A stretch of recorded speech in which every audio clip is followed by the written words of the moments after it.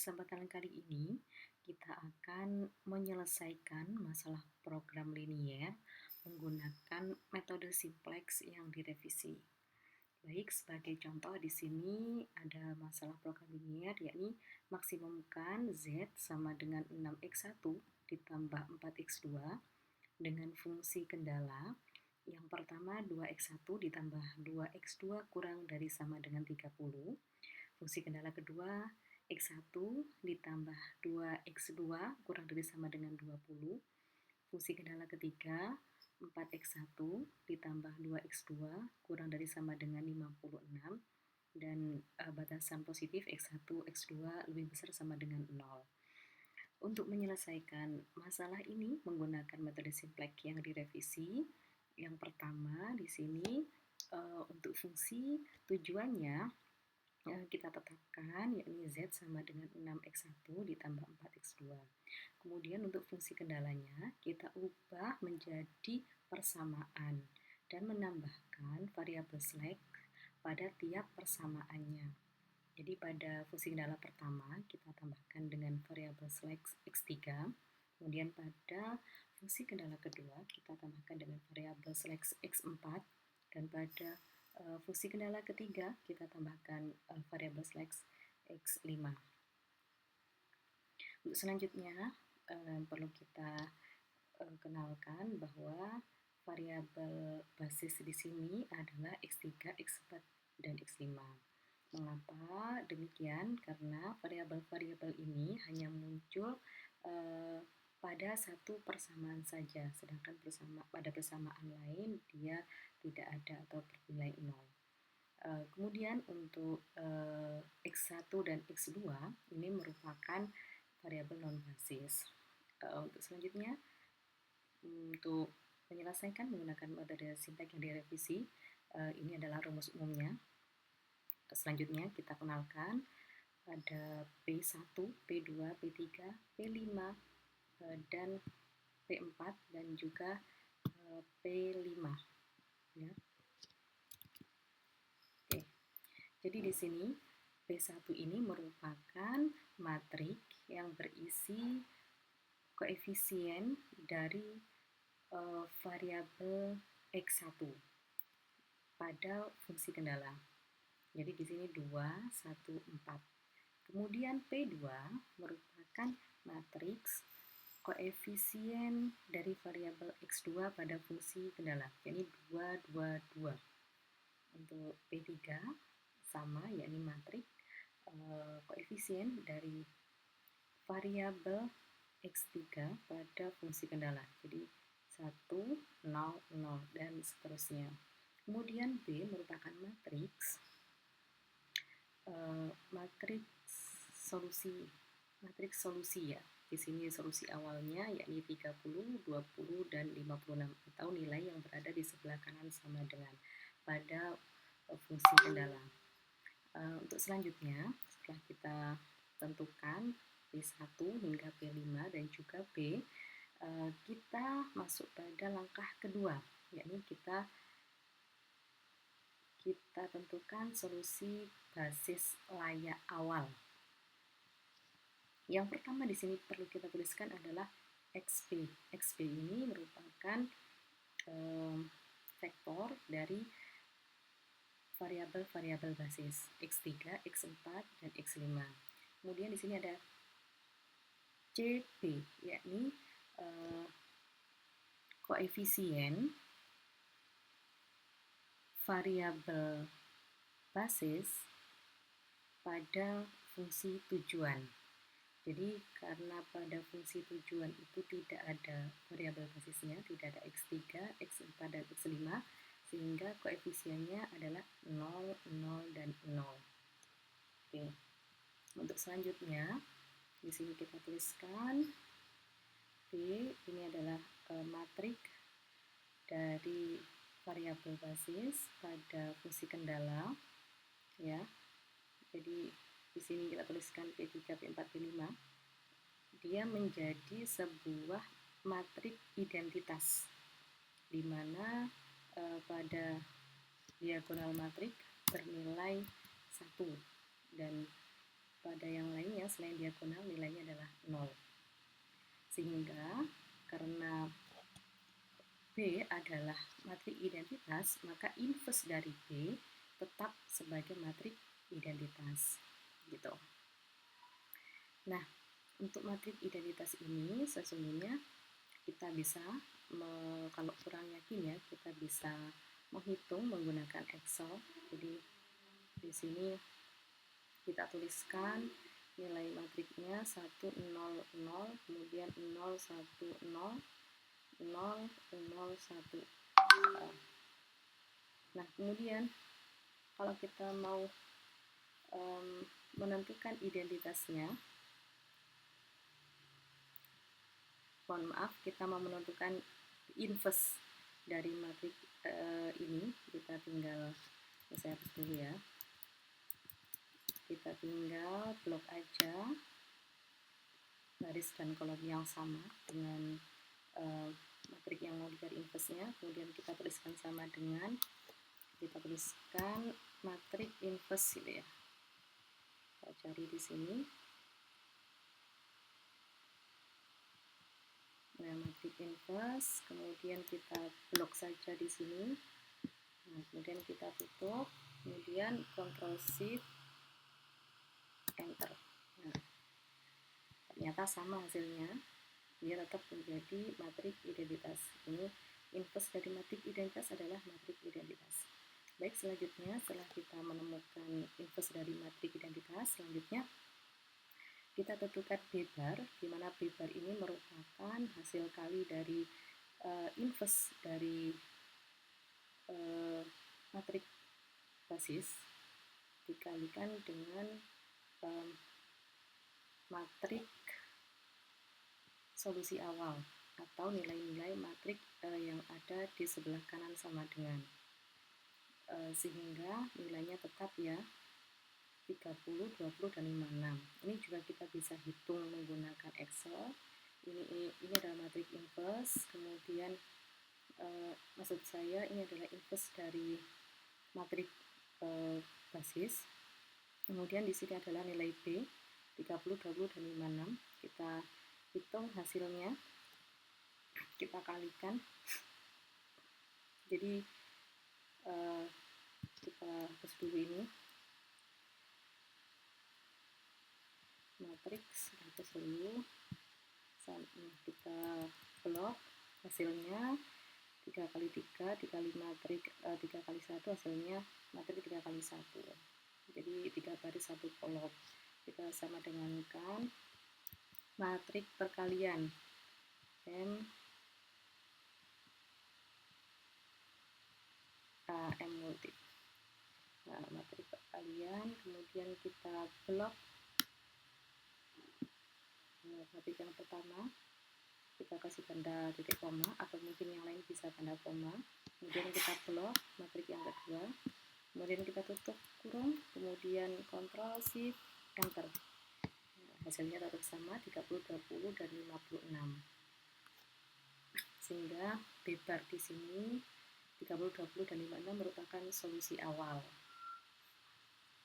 Langkah berikutnya, kita akan memeriksa optimalisasi.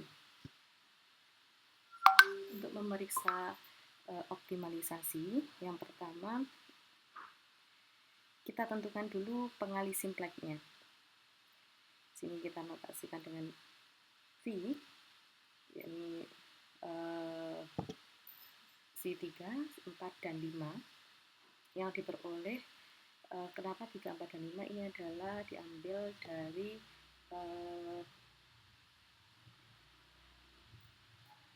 variabel basis ya. Variabel basisnya kan X3, X4, dan X5.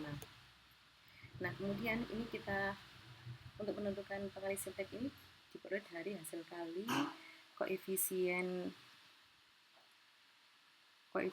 variabel basis pada fungsi tujuan dikali dengan inverse matrik basis, sehingga koefisien dari variabel basis pada fungsi tujuan itu kan 0, 0, dan 0. Kemudian inverse dari matrik basis adalah matrik identitas, sehingga hasilnya untuk pengali simplex yang kita peroleh adalah 0, 0, 0 ya.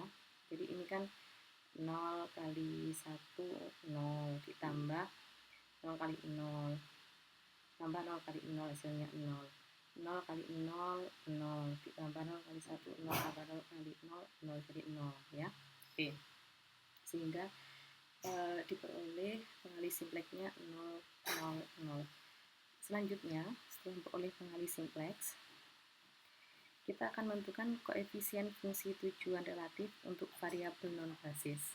Kita tahu variabel non-basis kita adalah X1 dan juga X2. Sehingga di sini kita menentukan koefisien fungsi tujuan relatif untuk variabel non-basis. Yang pertama adalah C bar 1. C bar 1 ini diperoleh dari koefisien variabel non-basis yakni X1 pada fungsi tujuan dikurangi dengan pengali simplex dikali P1. P1 tadi adalah matriks koefisien dari variabel X1 pada fungsi kendala. Sehingga di sini C bar 1 sama dengan 6. 6 ini adalah koefisien X1 pada fungsi tujuan. Nah, ini 6 ya. 6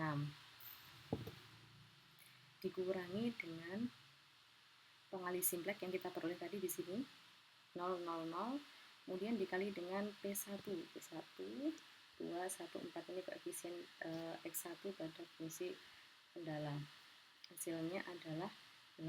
0 kali 2 0, 0 kali 1 0, 0 kali 4 0, jadi 0 tambah 0 tambah 0 0, sehingga 6 dikurangi 0 sama dengan 6 ya.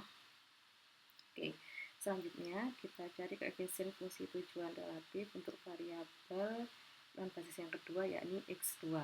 X2 sehingga di sini kita notasikan dengan C bar 2 yang diperoleh dari koefisien X2 pada fungsi tujuan yakni 4 yakni 4 di sini 4 ya, ini 4. Oke, kemudian dikurangi dengan pengali simplexnya tadi yang kita peroleh di sini 0, 0, 0 dan dikali dengan P2. P2 ini matrik dari koefisien X2 pada fungsi kendala 2, 2, 2. P2. Kalau kita lihat di sini 2, 2, 2. Oke. Sehingga diperoleh nilainya adalah 4 karena 0 kali 2 0 tambah 0 kali 2 0 tambah 0 kali 2 0, sehingga 4 dikurangi 0 sama dengan 4. Oke. Antara 6 dengan 4 ini yang lebih besar adalah 6. Nah, di sini kalau kita ambil simpulannya, karena di sini kita tadi memeriksa optimalisasinya ya, apakah sudah optimal atau belum gitu, karena terdapat C bar C lebih besar dari 0, jadi C bar dari variabel non-basis itu lebih besar dari 0, maka solusi belum optimal. Ini dua-duanya lebih besar dari 0. Nah, selanjutnya harus kita lakukan iterasi ya. Kita lakukan iterasi pertama. Bagaimana untuk melakukan iterasi pertama ini? Yang pertama kita memilih variabel yang memiliki koefisien fungsi tujuan relatif paling positif ya. Dalam hal ini kita peroleh tadi dari C bar tadi, C bar C kita peroleh dari C bar 1 ini 6 nilainya, dia lebih besar dari 4, sehingga variabel yang akan kita masukkan sebagai variabel basis adalah X1 gitu. Adalah X1. Kemudian kalau ada variabel yang masuk pada variabel basis, maka harus ada variabel yang keluar. Untuk menentukan variabel yang keluar untuk digantikan dengan X1, caranya kita hitung dulu B barnya. B bar ini diperoleh dengan perkalian dari inverse matrik basis dikalikan dengan B, di mana B ini adalah matrik dari solusi awal gitu. Sehingga di sini matrik identitas dikalikan dengan matrik 30, 20, 56, hasilnya 30, 20, dan 56. Setelah kita memperoleh B bar, selanjutnya kita menentukan P bar 1, di mana P bar 1 ini kita hitung dengan cara inverse dari matrik basis dikalikan dengan P1. P1 itu adalah matrik koefisien variabel X1. Ya. Oke, karena kan di sini tadi kita peroleh yang mau dimasukkan kan X1. Mau dimasukkan jadi variabel basis, sehingga di sini yang harus kita hitung adalah P bar 1. Diperoleh 214. P bar 1, 214. Setelah ketemu B bar dan P bar, kemudian kita gunakan untuk menghitung nilai perbandingannya. Jadi B bar dibanding atau dibagi dengan P bar, itu nanti kita cari nilai paling minimum, paling kecil di antara 30 bagi 2, kemudian 20 dibagi 1, dan 56 dibagi 4, itu yang paling kecil nilainya adalah 14. Nah, 14 ini diperoleh dari yang terakhir ini, 56 dibagi 4, yang mana dia bersesuaian dengan variabel select yang terakhir atau variabel basis terakhir, yakni X5. Dengan demikian, maka variabel basis yang dikeluarkan adalah variabel X5 dengan memasukkan variabel basis baru, yakni X1. Jadi X5 digantikan oleh X1 atau X1 menggantikan X5. Oke. Oke, fix ya. Kemudian setelah kita temukan variabel yang dimasukkan dan variabel yang harus dikeluarkan, kemudian kita akan menentukan basis baru. Di sini kita tuliskan dulu matrik basisnya, yakni matrik identitas ya. Kemudian kita tambahkan satu kolom, yakni dengan memasukkan P bar 1, yakni 214. Kita masukkan di sini. Kita masukkan pada matrik basis. Ini ya, matrik basisnya. Kemudian kita tambahkan satu kolom P bar 1, 2, 1, 4. Nah, karena tadi kita sudah menentukan bahwa 4 itu bersesuaian dengan variabel X5, maka kita akan membuat nilai 4 ini menjadi bernilai 1. Sedangkan untuk selain 4 ini, yakni 2 dan 1 yang ada di atasnya, itu akan kita buat menjadi 0. Nah, sekarang satu-satu dulu. Kita mulai dari 4 dulu. Agar 4 ini menjadi bernilai 1, bagaimana caranya? Maka 4 ini harus kita bagi dengan 4. Sehingga semua pada baris ketiga ini harus dibagi dengan 4. 4 bagi 4 hasilnya di sini 1. Kemudian 1 dibagi 4 di sini 1/4. 0 dibagi 4, 0. 0 dibagi 4, 0. Oke. Ini sudah selesai di sini. Kemudian kita lihat pada baris kedua. Kan nilainya di sini 1 ya, di atasnya 4 ini kan nilainya 1. Kita akan membuat nilai 1 itu menjadi bernilai 0 dengan mengaitkan dengan pivot atau kita bisa sebut sebagai angka kunci gitu ya, atau kita sebut saja pivot gitu. Sehingga 1 ini diapakan dengan 4 sehingga nilainya 0. Oke, ternyata supaya 1 menjadi 0, maka 1 harus kita tambah dengan 4 kali, 4 ini pivotnya, 4 kali negatif 1/4. Negatif 1/4. Ya. Untuk mengubah 1 menjadi 0, maka apabila dikaitkan dengan pivot 4, kita bisa buatkan rumus 1 ditambah 4 kali negatif seperempat. Jadi nanti semua pada baris kedua ini akan kita kaitkan dengan atau kita tambahkan dengan 4 kali negatif seperempat, atau kita tambahkan dengan kalau yang di atasnya 4 ini maka kan 1 ya, 1 ditambah dengan 4 dikali negatif seperempat. Kemudian yang 0 ini nanti jadinya 0 ditambah 1 dikali seperempat. Jadi baris sesuai barisnya. Kemudian yang di sini jadinya 1 ditambah 0 kali negatif seperempat. Nah, yang di sini jadinya 0 ditambah 0 dikali negatif seperempat. Oke, baik, kita mulai dari 1 ini ya. 1 ditambah 4 dikali negatif seperempat hasilnya 0. Karena memang niatnya kita nolkan dia. Kemudian untuk yang 0 sini, kolom ketiga baris kedua, jadi 0 kita tambahkan dengan 1 dikali negatif seperempat. 1 kali negatif seperempat kan negatif seperempat. 0 ditambah negatif seperempat hasilnya negatif seperempat. Oke.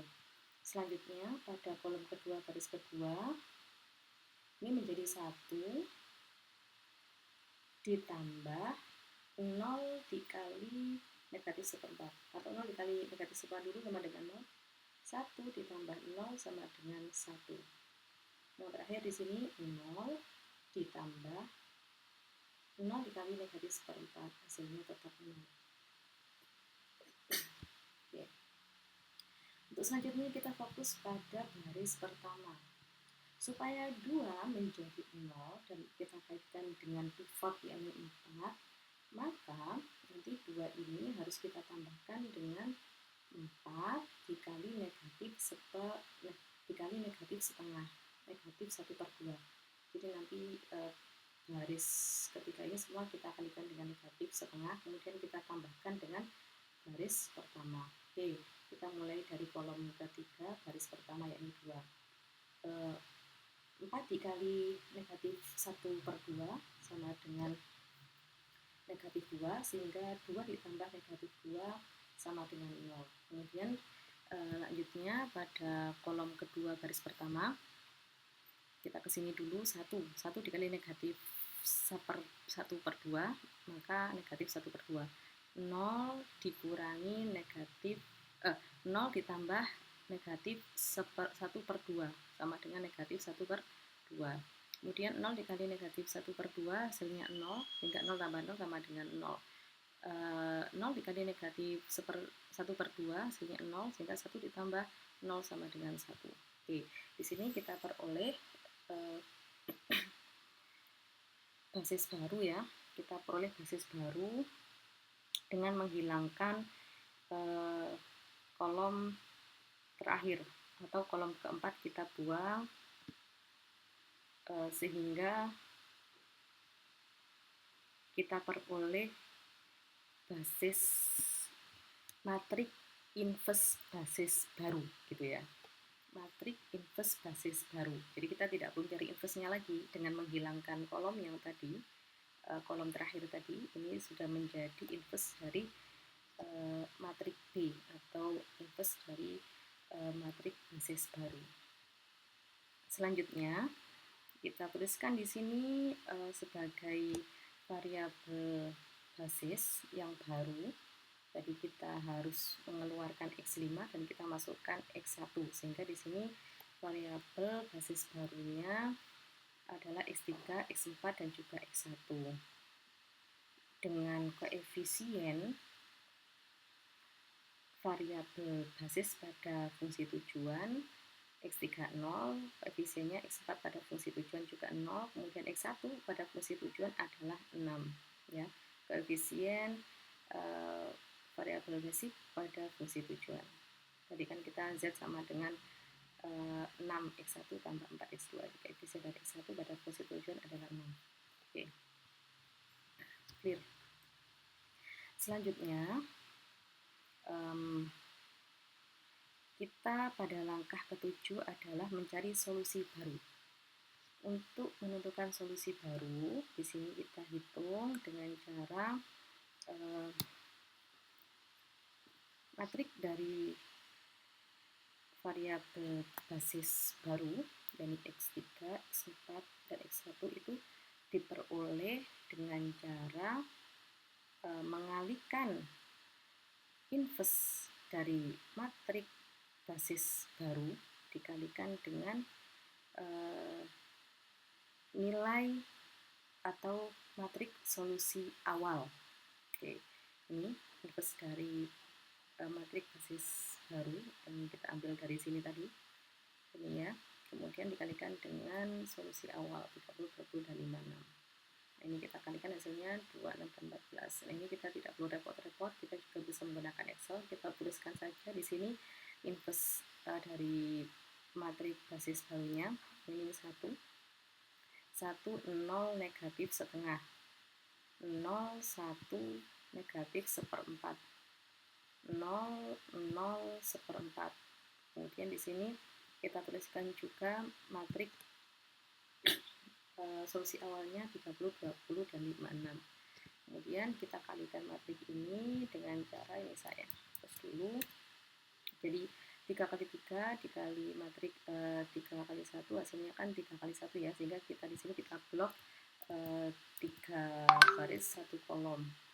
Rumusnya adalah matriks kita kalikan M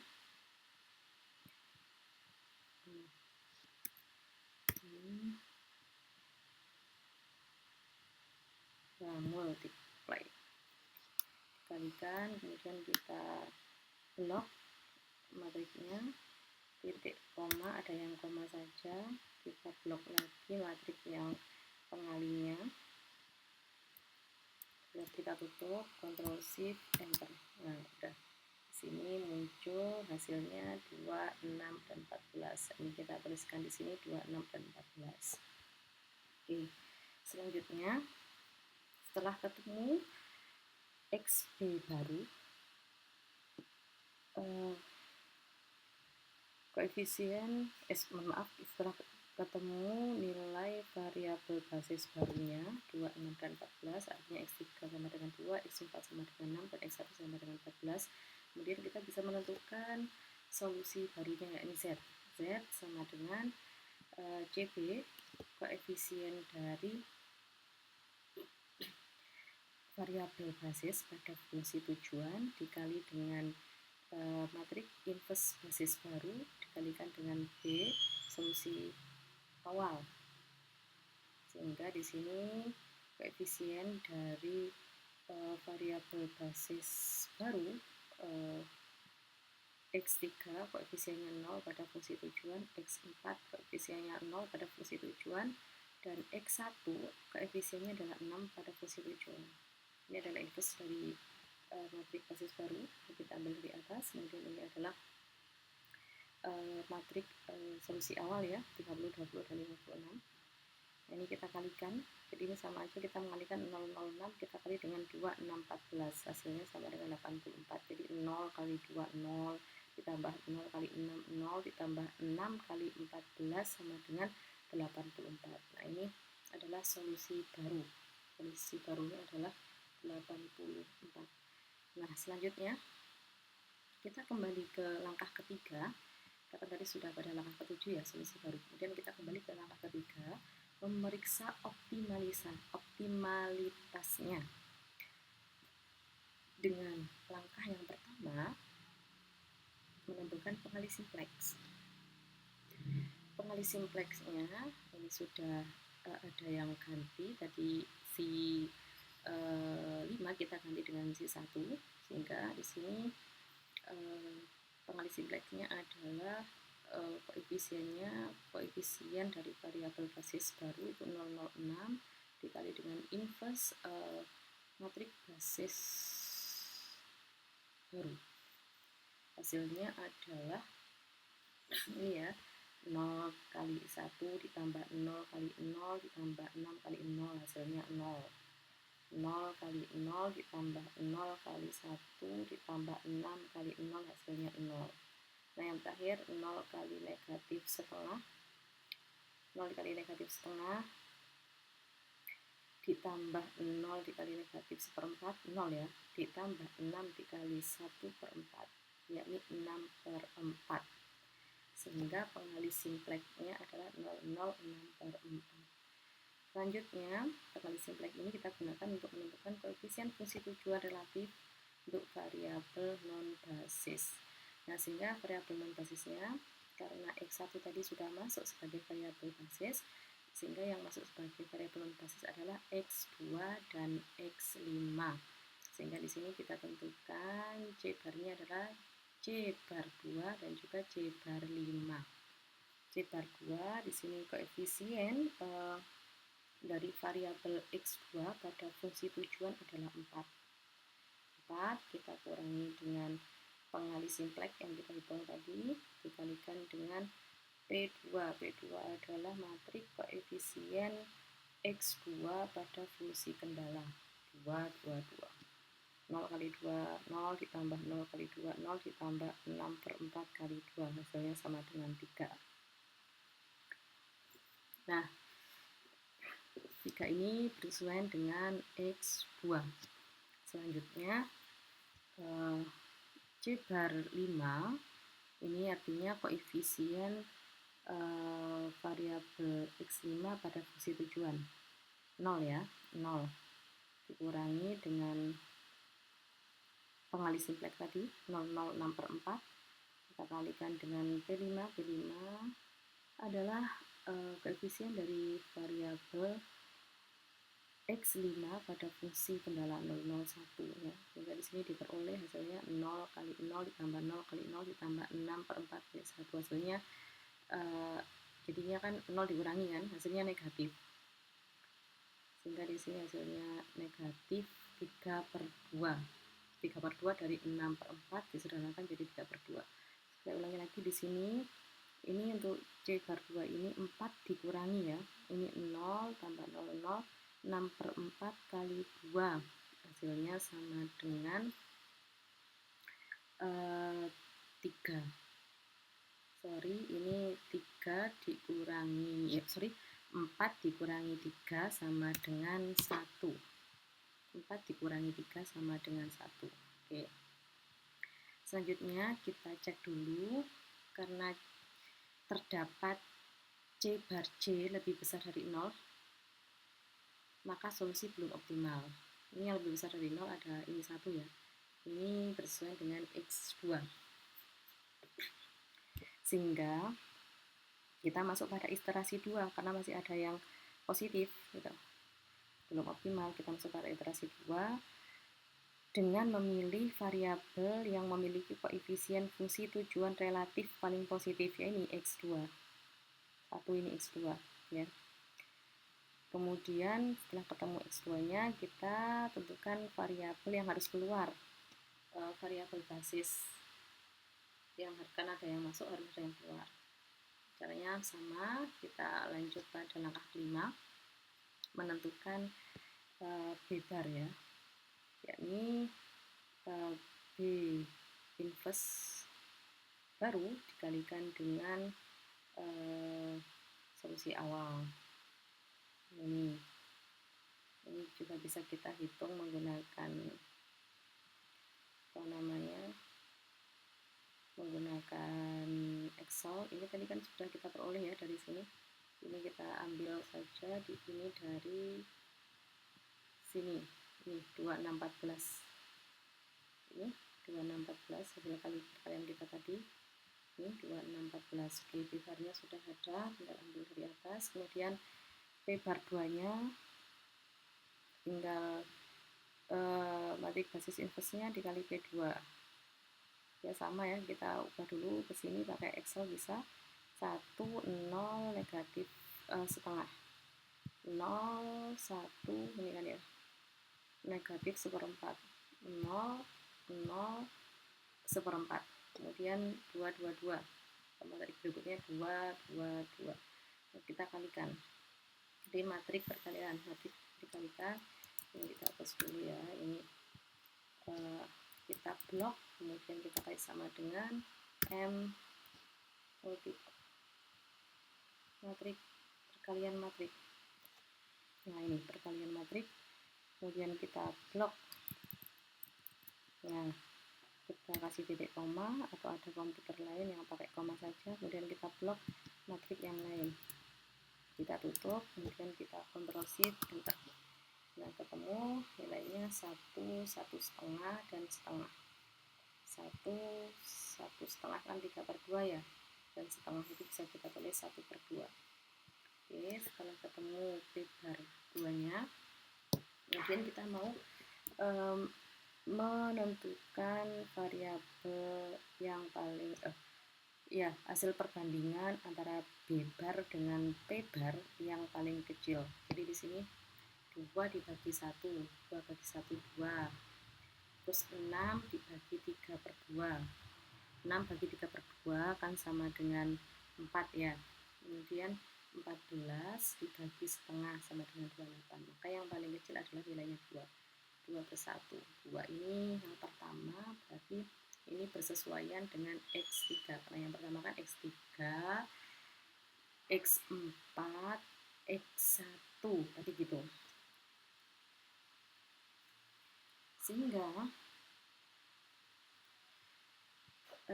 di sini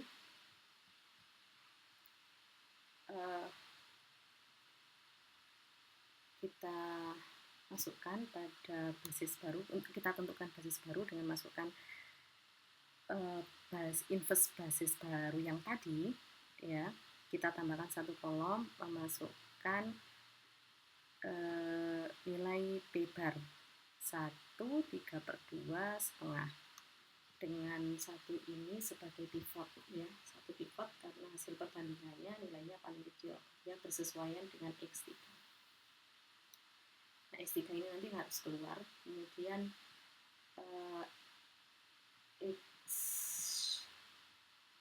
X2 harus masuk nanti ya, karena kita menghitung basis barunya dulu. Nah, sama seperti tadi, karena ini kita mau menentukan basis baru, karena ini 1 sudah 1, kan kalau tidak 1 kan kita harus membuat nilainya menjadi 1. Karena dia nilainya sudah 1, berarti tetap ya. Atau baris 1 ini dibagi 1 semua gitu, jadi tetap 1, 0, negatif setengah, dan 1. Kemudian pada baris kedua, kita harus mengubahnya 3/2 ini harus kita ubah menjadi 0. Supaya 3/2 menjadi 0 dan kita kaitkan dengan pivot yakni 1, maka harus kita tambah dengan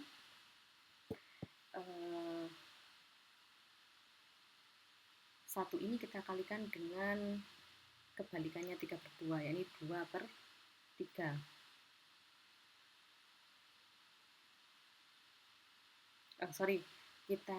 Kita kalikan dengan negatif 3/2 karena kan hasilnya harus 0 ya, jadi harus sama dengan dia. Jadi nanti di kolom di baris kedua ini semua kita kalikan dengan jadi pada baris pivot ini semua kita kalikan dengan negatif 3/2. Kemudian kita tambahkan dengan baris baru ya. 1 dikali negatif 3/2 kan negatif 3/2. Negatif 3/2 ditambah 3/2 hasilnya 0. Negatif setengah dikali dengan negatif 3/2 hasilnya jadi positif. Positif 3/4. 3/4 ditambah 1/4 hasilnya sama dengan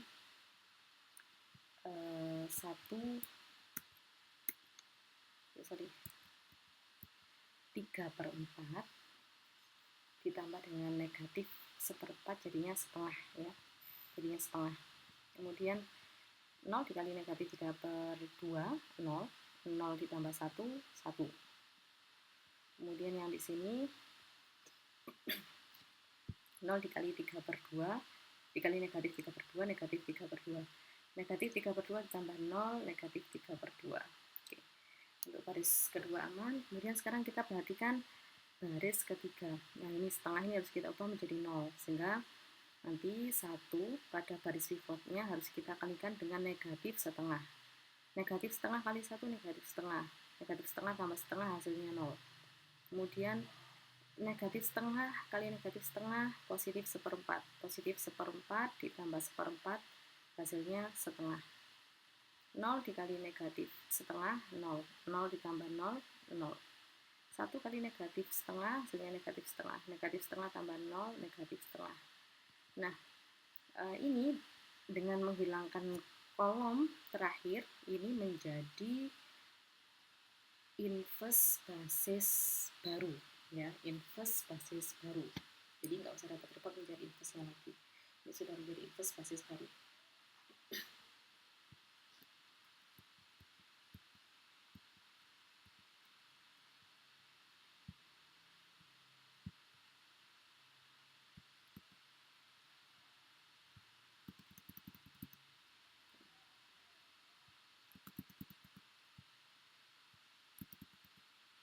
Oke. Nah, sudah.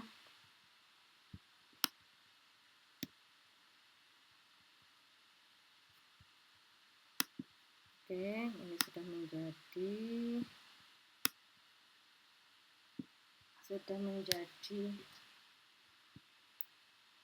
matrik basis baru, inverse matrik basis baru.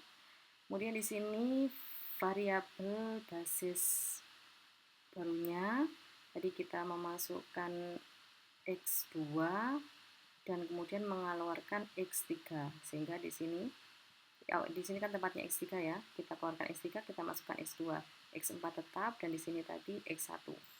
Nah, sekarang untuk koefisien variabel basis baru pada fungsi tujuan, koefisien X2 adalah 4.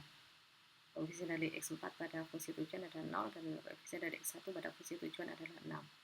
Oke. Selanjutnya, langkah ke-7 mencari solusi baru. Mencari solusi baru di sini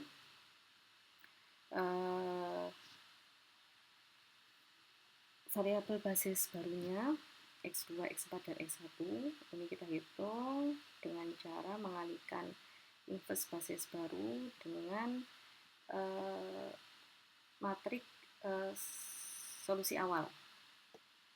Ini kita copy dari sini ya, dari inverse tadi di atasnya, kemudian kita kalikan dengan matrik solusi awal. Ini hasilnya adalah 2, 3, 14. Kita hitung pakai Excel saja. Kita masukkan di sini 1, 0, negatif setengah, 1, 0, negatif setengah. Kemudian di sini negatif 3/2, jadi negatif 1,5. Kemudian di sini 1, kemudian setengah 0,5. Dan kemudian negatif setengah,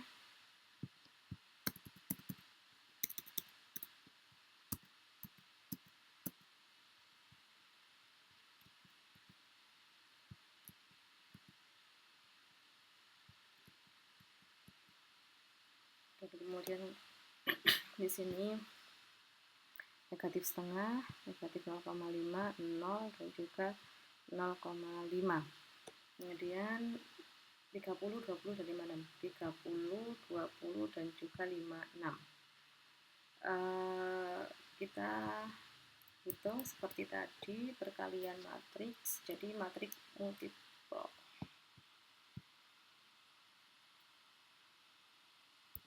Kita blok dulu, kemudian sama dengan M dicari, M multiply. Kita blok, titik koma, kita blok lagi, kita kurung, Ctrl Shift Enter. Kita peroleh nilainya 2, 3, dan 13. 2, ini 2,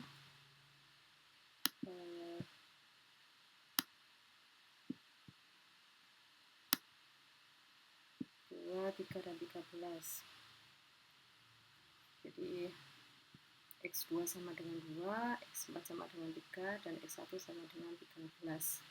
Nah, kemudian di sini solusi barunya Z kita hitung dengan cara koefisien dari variabel basis pada fungsi tujuan, yakni 4, 0, dan 6. Kemudian Ini variabel inverse, ini adalah inverse matrik basis yang baru.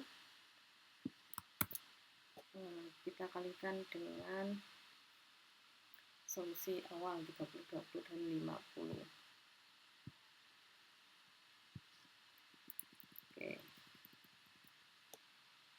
Oke. Ini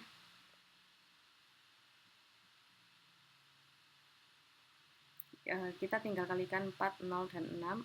4, 0, dan 6 kita kalikan dengan hasil yang atas tadi ini kan. Hasil kalian inverse dari matrik basis baru dengan solusi awal hasilnya kan 2, 3, dan 13 ya. Kemudian ini matrik 1 kali 3 dikali dengan matrik 3 kali 1, jadinya matrik 1 kali 1. Nah, sehingga di sini sama dengan perkalian dari matrik, berkelihatan, saya agak taruh sini, sama dengan perkalian matrik. Kita blok titik koma atau ada yang koma ya, terserah, tergantung komputernya. Kita blok lagi dan kita tutup kurung, kita Ctrl Shift, kita enter, hasilnya 86. Hasilnya 86. Sehingga solusi barunya bernilai 86. Sekarang kita cek dulu. Optimalitasnya dengan menentukan pengalih simplex ya. Karena tadi sudah pada basis baru itu udah ganti X2, X4, dan X1, maka di sini pengalih simplexnya C-nya C2, C4, dan C1. Diperoleh dengan cara CB406 kita kalikan dengan inverse dari matrik tadi, matrik basis baru, inverse matrik basis baru. Nah, hasilnya ya 4 dikali 1 4 ditambah 0 kali negatif 3/2 0. 6 kali negatif setengah hasilnya negatif 3. Jadi 4 ditambah negatif 3 hasilnya 1. 4 dikali 0 0. 0 dikali 1 0 dikali 1 saya ulangi lagi, 4 kali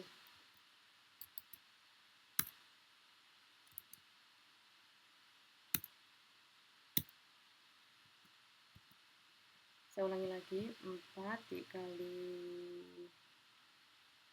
0 0 ditambah 0 kali 1 0 ditambah 6 kali 0 0 sama dengan 0. Kemudian 6 dikali negatif setengah negatif 3 ditambah 4 dikali negatif setengah negatif 2 ditambah 0 ditambah 3. Jadi negatif 2 ditambah 3 sama dengan 1. Kita peroleh pengalih simplex di sini 101. Koefisien fungsi tujuan relatif untuk variabel non basis. Jadi variabel non basisnya adalah X3 dan juga X5. Nah, sehingga di sini C bar yang kita hitung adalah C bar 3 dan juga C bar 5. Oke. Koefisien variabel X3 pada fungsi tujuan adalah 0. Sehingga di sini 0 dikurangi ini pengalih simplexnya 101, kita kalikan dengan P3 100 ya. Hasilnya adalah negatif 1. 0 dikurangi, nah ini 1 kali 1 1 ditambah 0 nambah 0 kali 0 0 ditambah 1 kali 0 0. Jadi 0 dikurangi 1 hasilnya negatif 1. Kemudian pada variabel non basis, karena sudah keluar C5 tadi sudah keluar ya, sehingga C bar 5 sama dengan C5 dikurangi pengalih simplex dikali P5. Koefisien dari variabel X5 pada fungsi tujuan itu 0 dikurangi dengan pengalih simplexnya 101 dikali dengan P5 nya 001. 1 kali 00 ditambah 0 kali 00 ditambah 1 kali 1 1. Sehingga di sini 0 dikurangi 1 sama dengan negatif 1. Karena terdapat CJ kurang dari 0,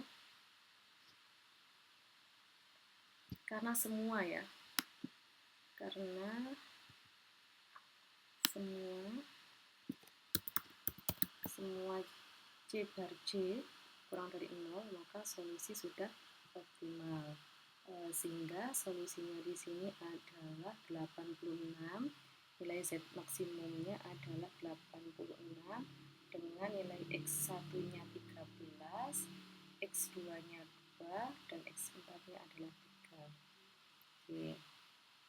Demikian, semoga dapat dipahami. Assalamualaikum warahmatullahi wabarakatuh.